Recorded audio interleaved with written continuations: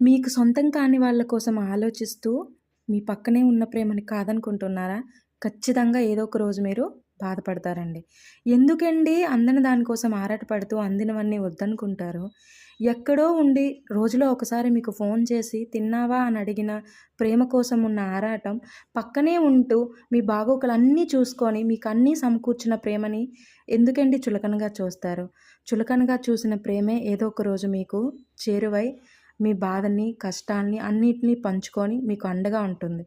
మీరు ఆరాటపడుతున్న ప్రేమ ఉందే, ఏదో ఒక రోజు మీకు హ్యాండ్ ఇచ్చిపోతుంది. ఖచ్చితంగా. ఆ రోజు మీకు ఇంట్లో వాళ్ళు కాకుండా, అక్కడ మీరు ఆరాటపడిన ప్రేమ కాకుండా మధ్యలో నిలబడిపోతారు. సో, ఎప్పుడైనా మన పక్కనున్న ప్రేమని అర్థం చేసుకొని, వాళ్ళతో హ్యాపీగా ఉండడానికి ట్రై చేయండి. దూరంగా ఉన్నది కాదు.